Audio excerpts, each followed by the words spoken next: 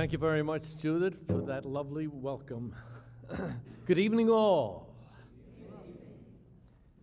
Da da dee da dee da lum da dee da lum da da da da dee da lum da dee da lum da da da da dee da lum da dee da lum da dee da lum da dee da lum da dee da lum da dee da lum da dee da lum da dee da lum dum da dee da lum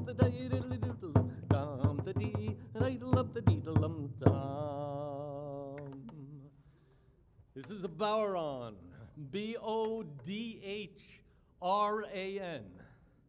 It is a goatskin or a sheepskin drum that goes back over 4 centuries in Irish history. It is played with a carved piece of wood, which they call a tipper, because one literally tips the skin of the drum in order to play it. Now, at one time in Ireland, there were no tippers. People played the Bowron with the tips of their fingers and their thumbs. But the tipper came into being, and that is a rather interesting story. Now, they say even today, if you go to Ireland and you're looking for great traditional music, you go to the County Clare. Not to say that you won't find traditional music in other counties, but Ireland has a great tradition in Clare of wonderful musicians, magic music, and wonderful Bowron playing families. And it is said of all of the Bowron playing families in the County Clare, the greatest were the McNamara's. No matter where you went in Clare, you found McNamara's. They all played the Bowron and played it very well. It is also said that the greatest of the McNamara's was a man by the name of Stevie McNamara, or Stevie Mac. Now, Stevie Mac lived somewhere about the beginning of the 20th century, maybe a little earlier. We don't know for sure.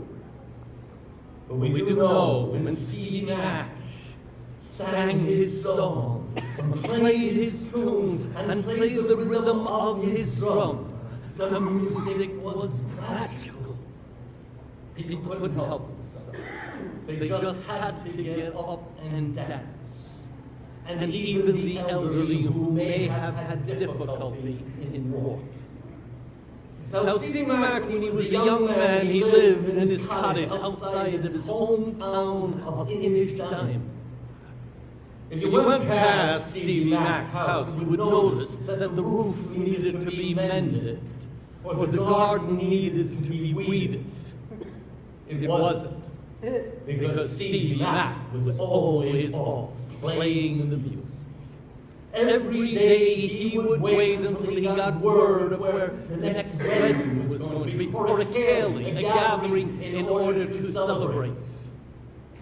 As soon as he got the word, Stevie Mac put on his long brown coat. He always wore his long brown coat. Took his Bowron, put it under his arm, whistled a tune, and was off to wherever the celebration was going to be. This one night, Stevie Mac was out very late playing at a ceilidh with his father and with his friend Charlie O'Donnell. When he came home, he fell into a deep sleep and didn't wake up until the sun was going down the following evening. "Oh, Lord," said Stevie Mac, "I'm supposed to be playing at the Shannon wedding tonight." He jumped out of bed, dressed himself, put on the long brown coat, put the Bowron under his arm, whistled a tune, and went out the window on the first floor of his house. You remember I told you Stevie Mac didn't have time to take care of the house? So much so that the branches of the trees came right up to the window. It was a typical Clare night. Foggy, misty, so much so you could barely see the hand in front of your face, and there was little moon to help you out. Well, Stevie Mac He was in such a hurry to get to the Shannon wedding. Did he make the wrong turn off the main road? And he found himself way up in a lonely road up in the mountains. I've been all over the county, Clare, and I don't remember a place like this. And the wind picked up, and the rain started to fall. I'd better find myself some shelter. And in a little while, Stevie Mac came to a wooden bridge going across a narrow street. And when he got across that bridge, he found himself looking up at one of the largest houses he had ever seen in his life. It was pitch dark. There didn't seem to be a soul in it as Stevie Mac walked up the stone path in the direction of the gate.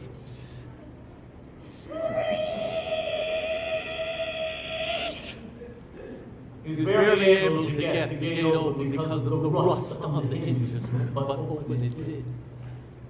And so he found himself inside of the house. He reached into his pocket and took out his candle and matches. Now, barroom players always carried candles and matches in case they needed the heat from the candle to heat up the thickness of the skin of the barroom. Stevie Mac went down the long hallway until he came to a very large room. It seemed to be a banquet hall. And at the end of it was a large fireplace with one single chair. It's for sure I won't get to the Shannon wedding tonight, but I'm going to sit here, play a few tunes to keep myself company. He took off the long brown coat, took out the barrel, and started on one of his favorite tunes, the jug of brown ale.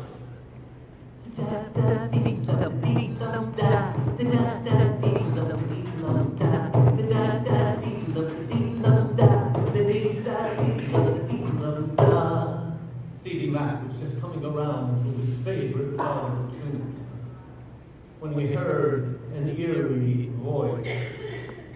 That's not my voice. I said it must be the wind coming down the chimney, and he played on. But in a few moments, that eerie voice came again.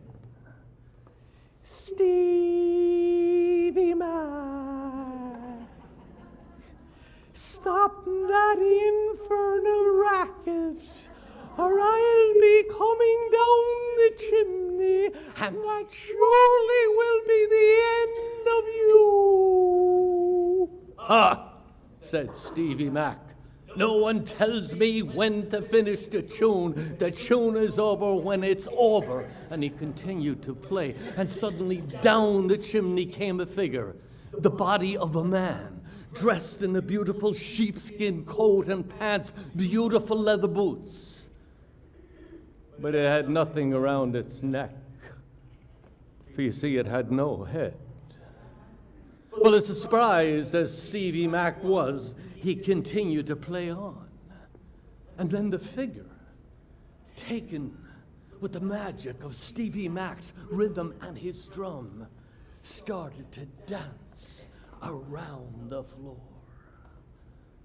A moment later, another voice, a caterwauling screech. Stevie Mac! Stop that infernal noise, or I'll be coming down the chimney, and that surely will be the end of you! Down the chimney came another figure, the body of a woman and the head of a goat.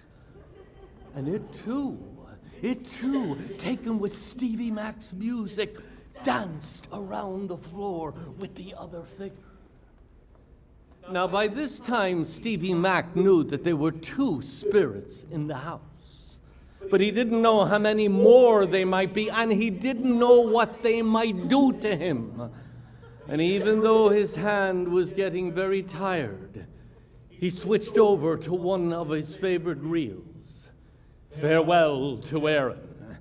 Da da dee the diddle up the deedle da da dee the diddle up the deedle da da dee the diddle up the deedle da da dee the diddle up the deedle dum. A third voice, a howling wail.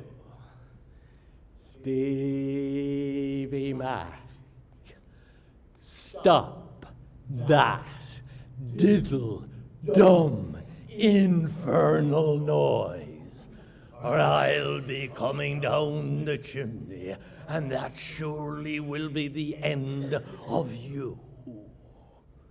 Down the chimney came the largest cat that Stevie Mac had ever seen, bearing his eyes down on him, dressed in a beautiful hat and a lovely suit, standing on its hind legs, supporting itself. And it too, taken with the same playing of Stevie Mac's music and his bodhrán, joined the other two as they danced around the floor. Well, Stevie Mac continued to play, even though he was very tired. And down the chimney came more and more spirits, and they joined the wild dance. They danced. Stevie Mac played. The winds picked up. The rains came. They danced. He played. Winds, rains, dancing, playing, winds, rains.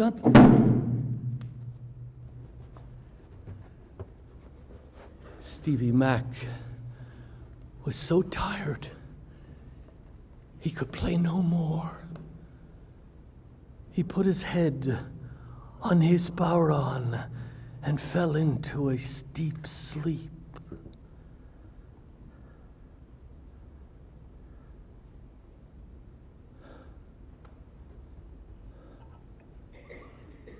When he woke and he looked around,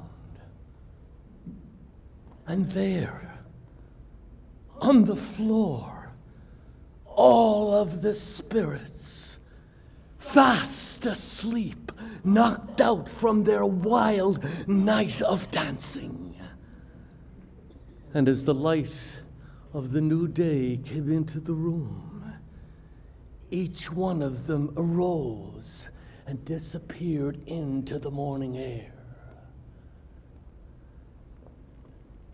I didn't get to the Shannon wedding, but what a night I've had.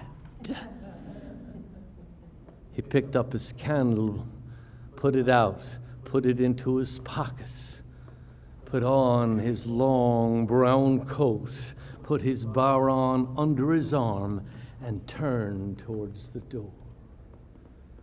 And as he did, a chorus of voices greeted him.